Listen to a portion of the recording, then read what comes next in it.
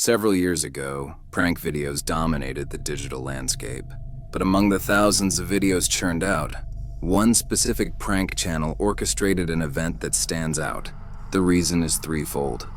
It was masterfully planned, brilliantly executed, and most memorably, it had massive, international-level consequences. This is the unbelievable story of a supposed hidden camera joke that became one of the most brazen political assassinations in modern history, a story that deserves to be told. It was the night of February 12, 2017, at the Hard Rock Cafe in Kuala Lumpur, Malaysia. 25-year-old Siti, Aisyah gasped with surprise as a waitress approached her table carrying a birthday cake.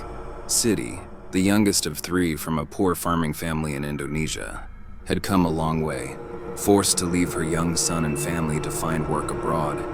She had ended up as a masseuse in a hotel.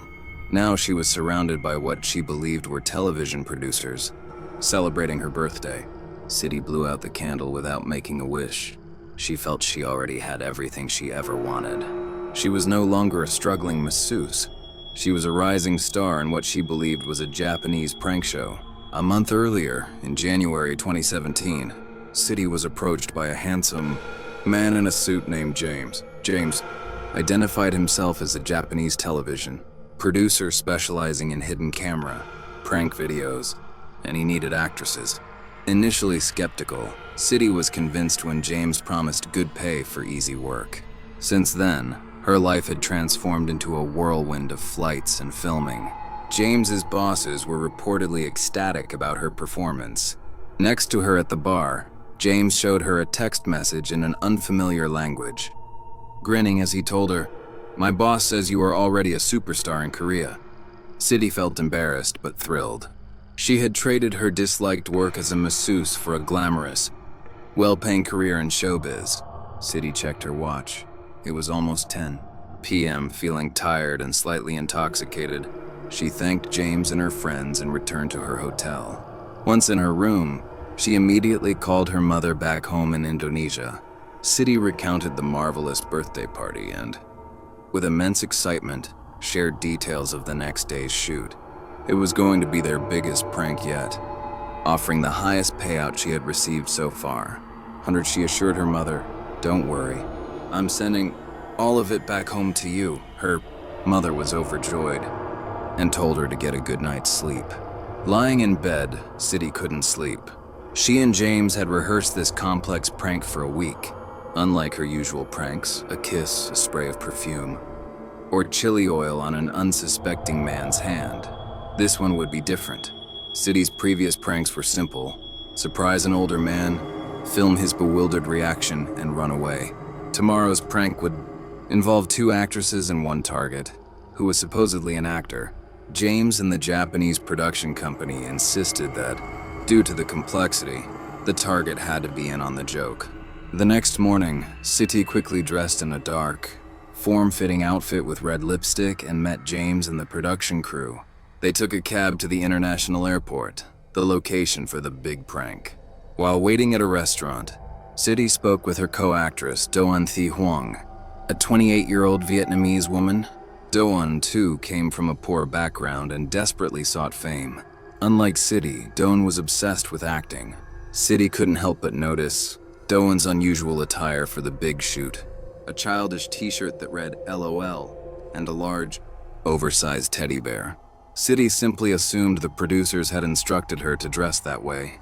They waited for an hour. Finally, at 9 a.m., a producer announced, "There he is." The target looked exactly like all their previous victims. A middle-aged, stocky man carrying a briefcase, blending seamlessly into the crowded departure terminal. The producers told Siti and Doan that the actor had already started the scene. Heading to the self-check-in kiosk. "Go, start the prank!" Siti grabbed the bottle she thought contained perfume, while the producers quickly rubbed oil onto Doan's hands and gave her a wet cloth. Siti and Doan made their way into the crowded terminal, feeling the immense pressure of this big chance. As the third actor continued to tap on the self-service kiosk screen, the two women split up as rehearsed. Siti positioned herself behind the kiosk, facing the man, while Doan stayed directly behind him. Doan nodded at Siti, The signal. Siti rushed forward, directly in front of the startled man. Simultaneously, Doan ran up behind him, grabbed his face, and vigorously rubbed the wet cloth on his skin. Siti immediately sprayed the contents of her bottle onto his face as well. The two women giggled, said, "Sorry," and quickly walked away in separate directions. Siti walked towards the bathroom, conscious that she was still being filmed. She checked her hair, smiled at the mirror, and knew she had nailed the prank.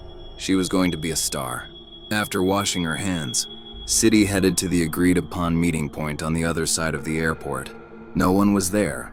Not Doan, not James, nor the other producers.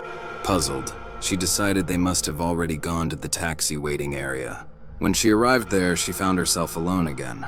After waiting for 15 minutes, she texted James, "Where are you?" She received no response. Annoyed and frustrated, Siti flagged down a taxi back to her hotel. During the ride, Siti began to feel intensely nauseous and carsick. She assumed it was a bad hangover from the previous night's birthday party. She even had to ask the driver to pull over so she could vomit outside.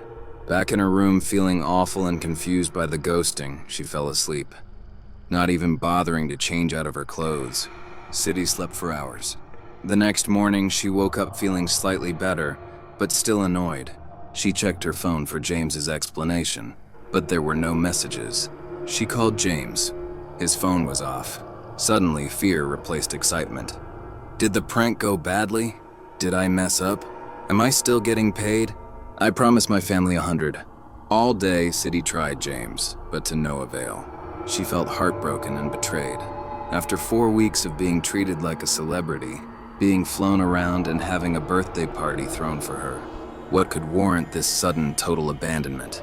The following day, Siti decided she was done. She packed her bags, checked out of the hotel, and headed to the airport to fly home to her family.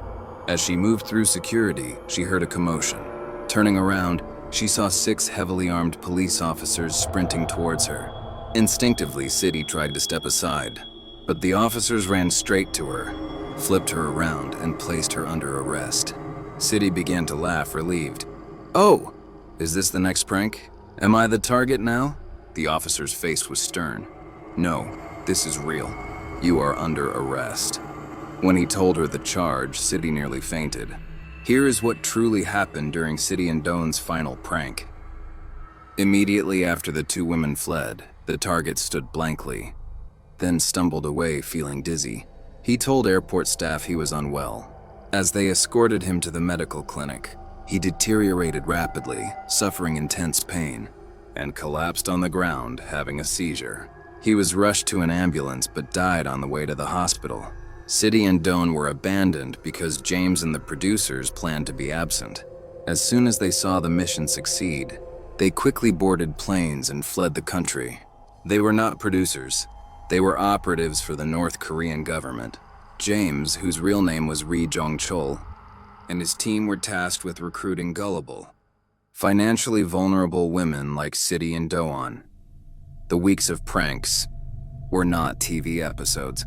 They were rehearsals to ensure the women would successfully carry out the final task without flinching. On the morning of the final prank, the perfume and the oil were not props. They were the separate, harmless ingredients for the deadly VX nerve agent. Siti and Doan were instructed to touch the target's face, together to combine the ingredients, creating the lethal poison. The target was not an actor. His name was Kim Jong-nam, the estranged half-brother of North Korea's leader, Kim Jong-un.